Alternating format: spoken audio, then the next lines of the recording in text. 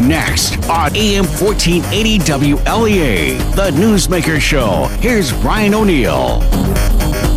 Monday morning, glad to have with us State Senator Tom O'Mara.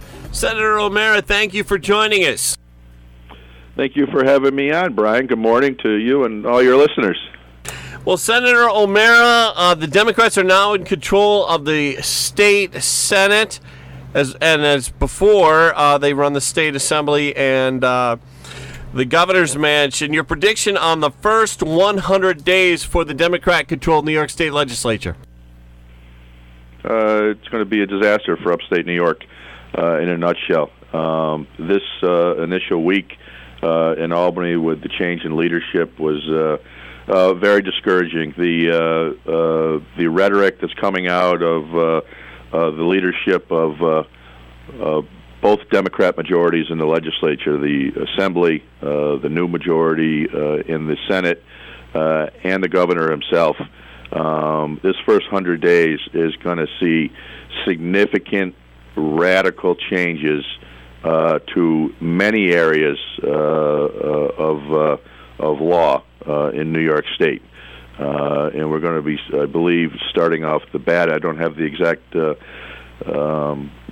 bills in front of me right now, but I think just this week, starting today, we're going to see efforts to change our voting laws that will be very expensive to our counties by having early voting set up. That's going to be great expense to the counties and being able to handle that. I don't mind setting up early voting and making it easier for people to vote. I'm not trying to discourage voting at all, but it can be very expensive to counties to provide for this thing. They want to push for same-day registration, which I believe would be a nightmare for our boards of elections at the county level, and for fraud in our elections. We're going to see. Certainly going to see within, probably not until the budget on the recreational marijuana things, and you know, recreational is absurd to say that marijuana isn't a recreational activity. You don't say recreational liquor or beer. It's going to come with a lot of problems.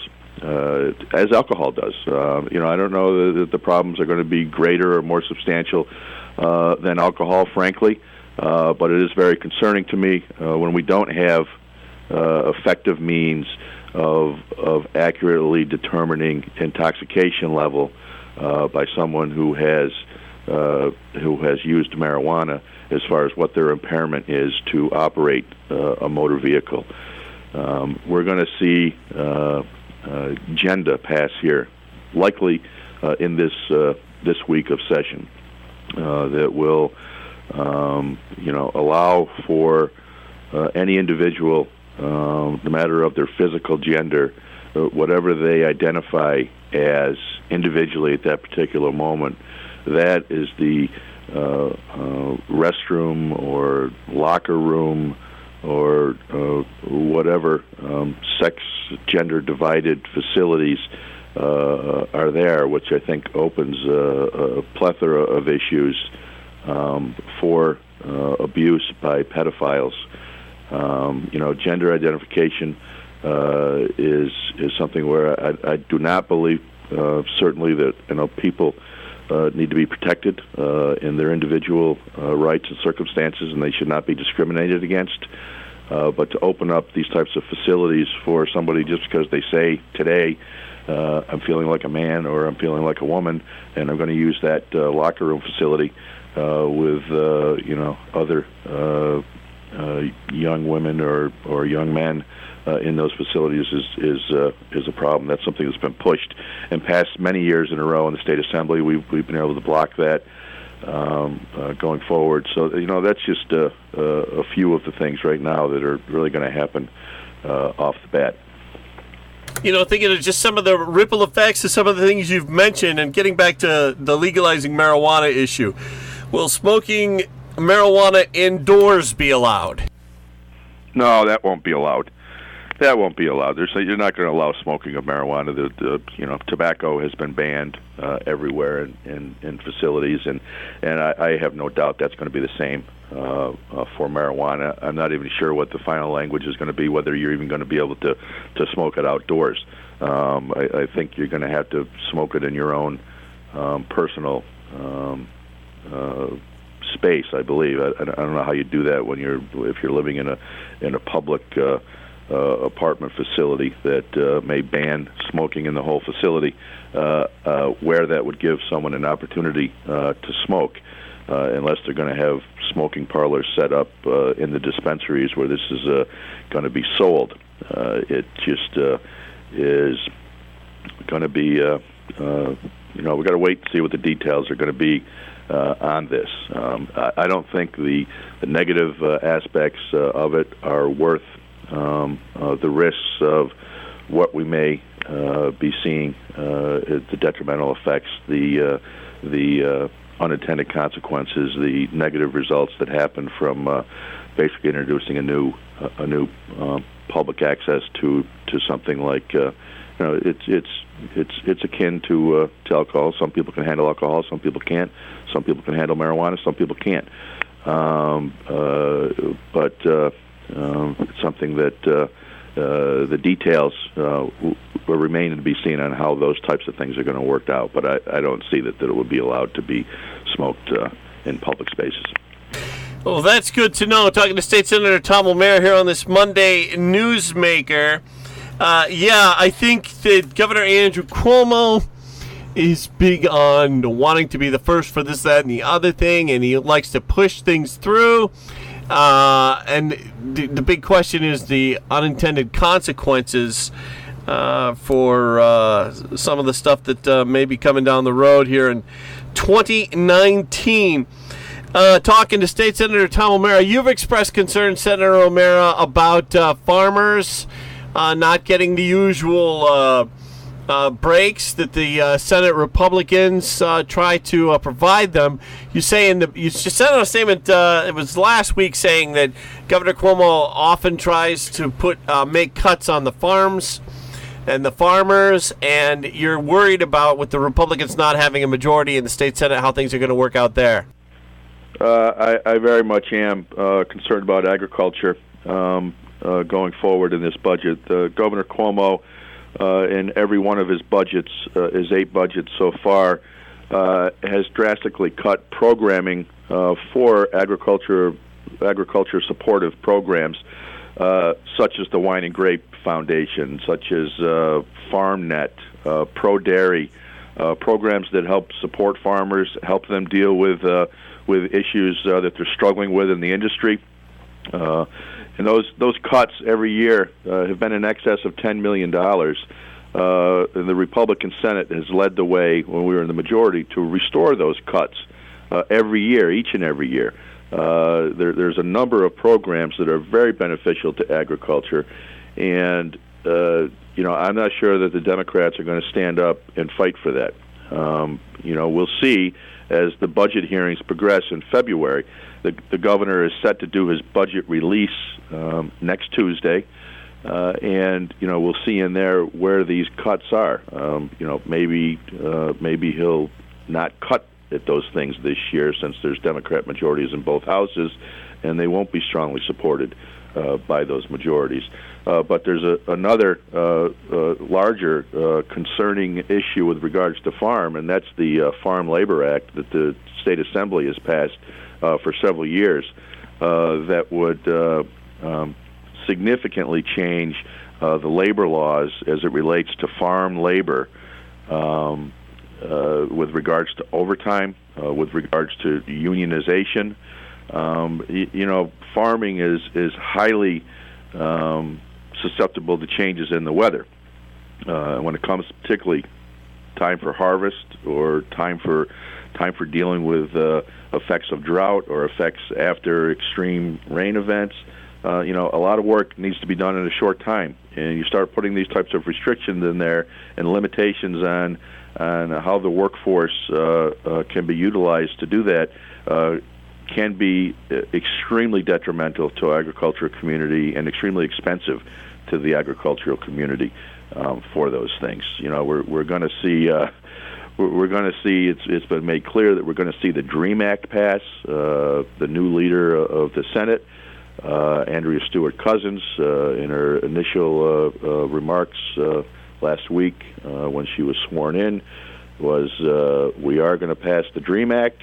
And that DREAM Act, for those that don't know what that stands for, that is for undocumented illegal immigrants that are in the country will be eligible for not just all the health care that they're getting already and public school at the local level, but it's going to allow for tuition assistance for illegal immigrants to get financial aid to go to our colleges in New York State.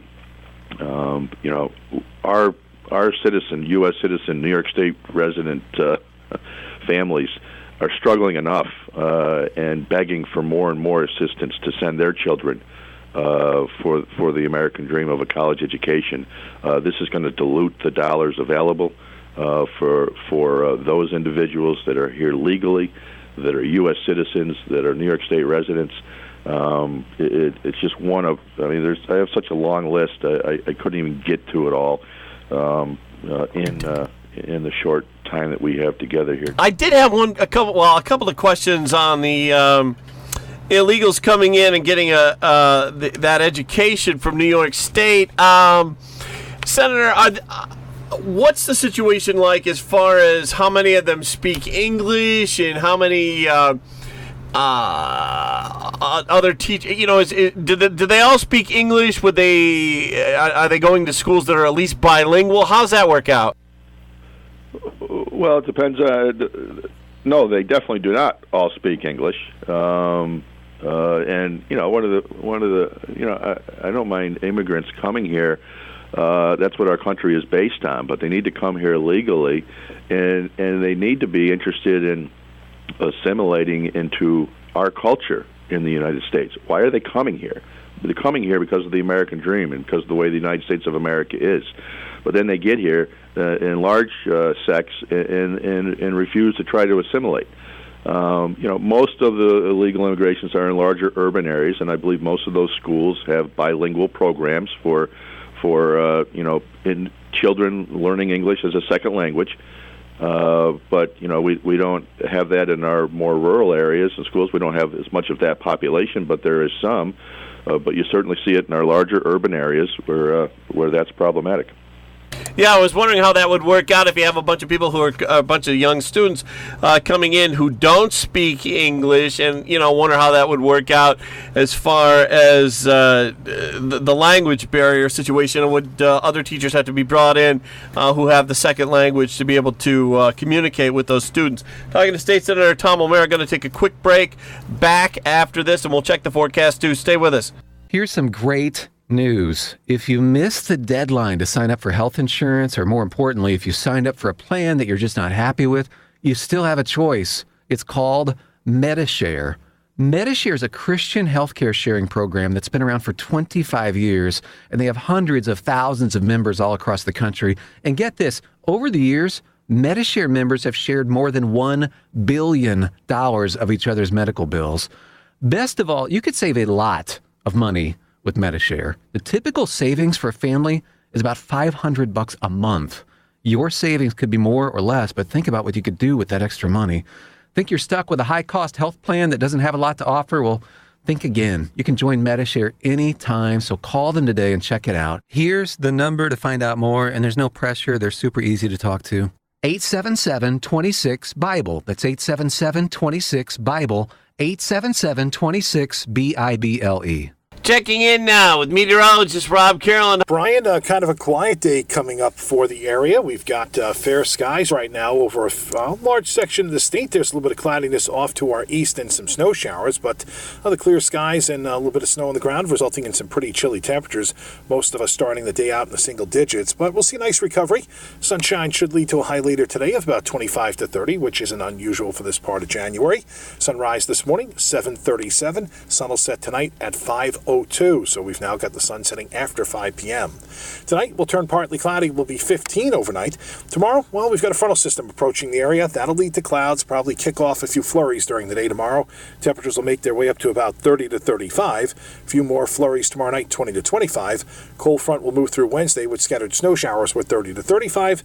Then we look colder for Thursday and Friday, Brian. Back with State Senator Tom O'Mara on this Monday Newsmaker. Senator O'Mara, District Attorney Brooks Baker put out a press release Friday about a Rochester woman pleading guilty to criminally negligent homicide in a fatal heroin overdose of a Greenwood man.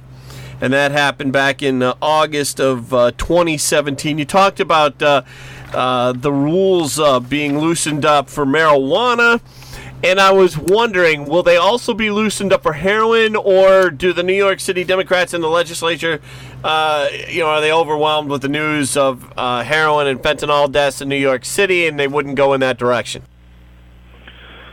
There has been a reluctance by the state assembly, which has been largely, by a large margin, democratically controlled for a long time. Large opposition there to them going and strengthening laws against even drug dealers. They've been going the opposite way on these things. I think D.A. Baker's announcement last week was a great step in the right direction. We've been trying to get a law like that actually put on the books to make it explicit and make it actually stronger than manslaughter, to have that take place when a dealer sells a lethal overdose. I think it's going to be, unfortunately, unlikely that the Senate Democrat majority is going to want to pursue things of that type. I think they're both houses are very much aware, both parties are very much aware of the crisis we have with heroin and opioid addiction. Their interest is going to be on the treatment side of things, and hopefully on prevention as well, but it's probably going to be mostly focused on treatment, where we have been woefully lacking, and we have worked very hard in recent years as a Senate Republican majority to improve access to treatment and facilities, and a lot of money has been spent in that regard. But I don't think we're going to see the Democrat majorities work on enhancing criminal laws to go after those that are selling this fentanyl-laced heroin that's killing people. And we're probably going to see the Democrat majorities leaning towards things like Ithaca has wanted with open heroin injection sites. That was my next question. Where you can go in with your illegal heroin and shoot up with a clean needle provided, supervised by a nurse or some other healthcare attendant, so that if you do overdose, somebody's right there to give you the Narcan to bring you out of your death coma, which is just completely outrageous and the wrong message to send to any individual about illegal drug use. That's one of my big concerns about calling this marijuana recreational marijuana, because it's a drug, just like alcohol is a drug. And calling it recreational marijuana is certainly sending the wrong message to our youth. And even those that are proponents of legalizing marijuana, they're concerned about youth getting access to this. But we know youth get access to alcohol, and we know that they're going to get access to marijuana, and they already do through the black markets and the illegal trade of that. But calling something recreational is going to send the absolute worst message to our youth. Yeah, I imagine that's true. Talking to State Senator Tom O'Mara. Senator O'Mara, one of the changes is that as far as the State Senate committee assignments go, you're no longer on environmental conservation, but you are on the and you're the ranking member on the Senate Judiciary Committee. And that's an important committee because it's involved in choosing state judges. Your thoughts on this committee work? I'm looking forward to that. It's an extremely important committee in the state on who makes up our judiciary, and to be able to have some review and oversight of that process and the nominations that are handed up from the governor, and at least to be able to question the qualifications and character of the judges that are being proposed, to make sure that we are getting competent judiciary. And I don't see our role as a review on advice and consent of those types of things as being political, because, hey, the governor's the governor. He's been elected. He's going to make his appointments, and it's not our job, frankly, to make decisions based on what their philosophies may be. That may mean we don't vote for that appointment, but we need to be sure that we're choosing judges that have the competency and the character and the temperament to be effective judges, either in the Court of Claims where they're appointed, or at the Appellate Division where the judges are appointed by the governor, or at the Court of Appeals. Right now, the governor has appointed every justice on the New York State Court of Appeals, the highest court in our state. And that is, very concerning as far as the philosophies involved. But that's the governor's prerogative. That's the power of the governor under our Constitution to make these appointments. So I see my role there as more reviewing the basic competencies and character of these judges. Well, you mentioned I wasn't. I'm not. I am still on the Environmental Conservation. Oh, are you? Okay. I'm not. Yeah, I'm not. You're not the chair anymore. And I didn't move over to the ranking member. Frankly, I wanted to open that up for somebody else.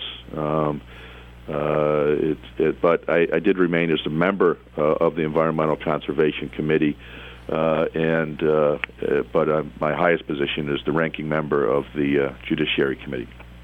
That's great. Well, with that, we have to let you go. State Senator Tom Wlea, I want to thank you very much for joining us. Thank you, Brian. Have a great day.